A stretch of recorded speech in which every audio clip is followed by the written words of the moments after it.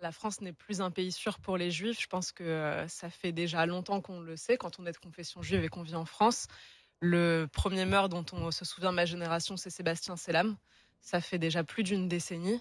On a eu Ilan Halimi, donc on sait que la France n'est plus un pays sûr pour les juifs. Il faut savoir ce que c'est aujourd'hui quand on est juif de vivre en France. Ça revient à changer son nom sur la sonnette de l'appartement, ça revient à changer son nom sur toutes les applications possibles, sur Uber, sur Deliveroo, parce qu'on sait que quand on habite même en plein cœur de Paris, même dans le 16e arrondissement, on n'est plus protégé. On peut se faire agresser à tout moment. Vous avez vu comme moi les images atroces de ce rabbin agressé aux côtés de son fils. Lui, il peut pas cacher qu'il est juif, ça se voit, puisqu'il est rabbin. Donc il est dans la rue, il marche dans la rue et il se fait agresser uniquement pour ça. Donc non, la France n'est plus un pays sûr pour les juifs, mais je tiens à dire qu'en fait, la France n'est plus un pays sûr pour tous les Français.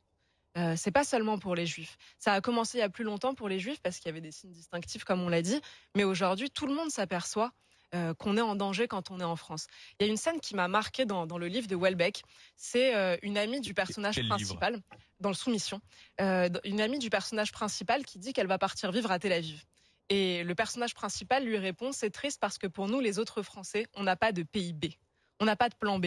On ne saura pas où aller si ça va mal. Et quand je vois tous les Français, vous savez par exemple des sociologues comme Guy Lui en ont parlé, ces Français qui ont quitté les banlieues. Moi, j'ai grandi en banlieue, je sais ce que c'est d'avoir dû fuir parfois les banlieues, qui ont quitté les banlieues pour aller vivre dans la France périphérique en se disant, au moins là-bas, on sera en sécurité. Israël, ça a parfois été la France périphérique pour les Juifs. Au moins là-bas, on sera en sécurité, se disaient certains Français. Et quand on voit ce qui arrive à des Thomas à Crépol, on se dit, peut-être que finalement, on n'est Alors, plus en tiens, vous sécurité parlez nulle part. justement